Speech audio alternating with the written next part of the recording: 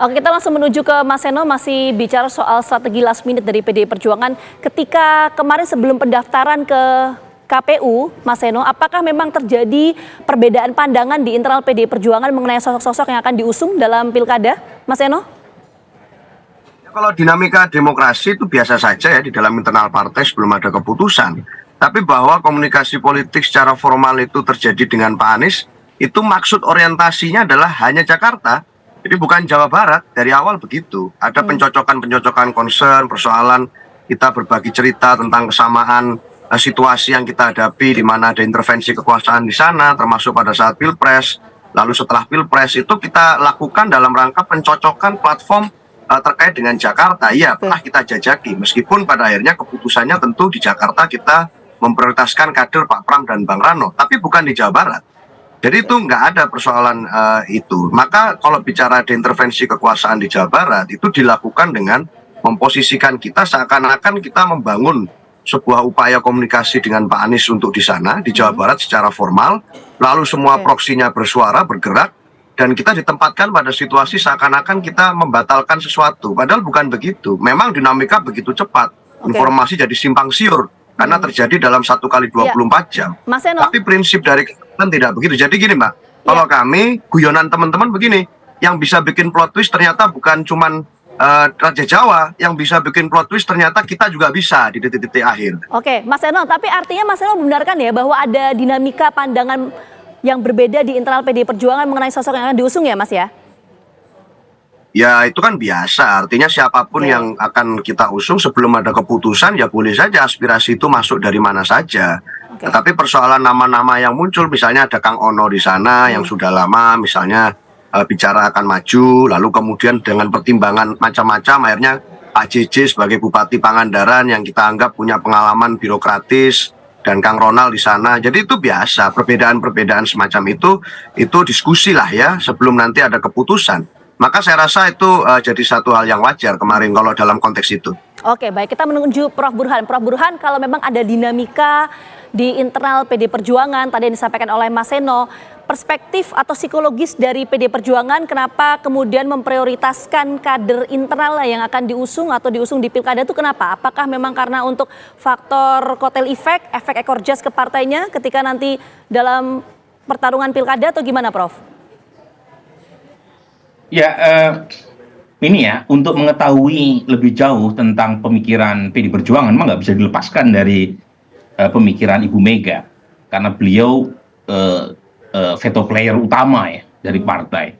Dan kalau kita baca pemikiran Ibu Mega, itu beliau mengedepankan pentingnya institusi partai sebagai lembaga pengkaderan penting. Makanya siapapun calon yang diutus sebagai pejabat publik itu disebut sebagai petugas partai. Jadi petugas partai di sini artinya partai memberi tugas, memberi mandat buat kader melaju sebagai entah capres, entah cawapres, entah calon gubernur, bupati, wali kota dan seterusnya. Jadi Ibu Mega itu menitik beratkan pentingnya pelembagaan partai. Jadi orang tidak bisa memakai partai sebagai event organizer. Nah, kalau misalnya ada 1-2 calon kepala daerah yang diberi mandat oleh PD Perjuangan sebagai calon yang diusung oleh PD Perjuangan, yang non kader itu exception rather than the rule. Ya, tetapi rule utamanya ya harus dari kader atau minimal non kader tetapi lolos tes ideologis.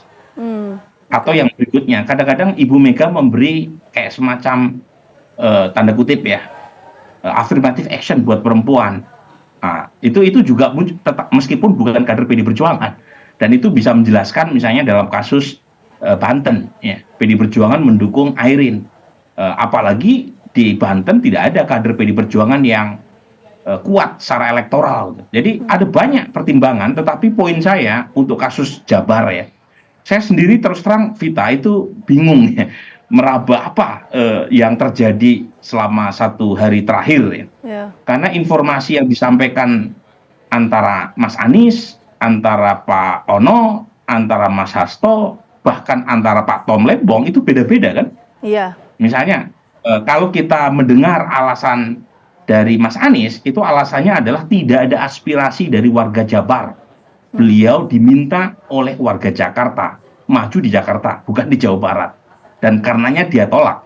Nah, kemudian alasan yang dipakai oleh Pak Ono, ada tekanan dari Mulyono and the Gang. Ya. Nah, sementara kalau dari Mas Hasto, itu pernyataan yang muncul adalah aspirasi untuk menimbang Mas Anies sebagai calon gubernur itu bukan di Jawa Barat, tetapi di Jakarta. Jadi tidak ada pembicaraan. Nah, di sini aja sudah ada perbedaan kan antara DPD Jawa Barat dengan DPP. Dan terakhir kalau kita mendengar alasan dari Mas Tommy Lembong. Jadi alasan yang dipakai kenapa gagal berlayar, Mas Anies lebih baik tidak berlayar daripada naik kapal bajak laut. Nah, ini kan beda-beda. Jadi nggak mudah loh merekonsiliasi alasan yang berbeda-beda ini, mana yang benar. Tetapi poin saya nih ya, memang untuk sosok Mas Anies tidak mudah untuk bisa berlayar melalui PDI Perjuangan. Selain bukan kader PDI Perjuangan, ya, tetapi yang paling utama secara ideologis memang bertolak belakang antara Mas Anies dengan PDI Perjuangan. Lepas dari persoalan apakah betul ada tekanan Mulyono atau tidak. Ada tekanan kekuasaan atau tidak, saya tidak tahu karena tidak bisa memverifikasi. Mungkin ada, tetapi lepas dari persoalan itu, tidak mudah mendekatkan jarak antara Mas Anies dengan PDI Perjuangan. Apalagi kalau kita mengacu pada pengalaman Pilkada Jakarta 7 tahun yang lalu. Prof Burhan, kalau memang tadi psikologis dari PDI Perjuangan kenapa mengusung kader internalnya, karena tadi Prof Burhan menyampaikan ya, yang ingin ditekankan adalah pentingnya kelembagaan partai. Tapi bagaimana pengaruhnya dengan mengusung kader internal dengan soliditas di internal partainya? Karena kan mau tidak mau mesin partai ini punya pengaruh yang signifikan untuk pemenangan di Pilkada. Nah, ini jalan terjal yang ditempuh oleh PDI Perjuangan dan saya terus terang salut ya, mengapresiasi.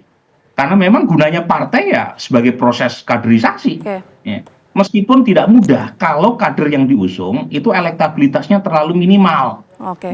Dan PDI Perjuangan mengambil risiko itu dalam beberapa kasus. Ya. Tapi lagi-lagi ya, ini jalan yang tidak mudah karena dalam konteks kepartaian kita, Vita, sekuat apapun partai itu ada batasnya. Di mana dalam konteks pemilihan secara langsung itu pesona tokoh, pesona elektoral calon yang diusung itu lebih kuat.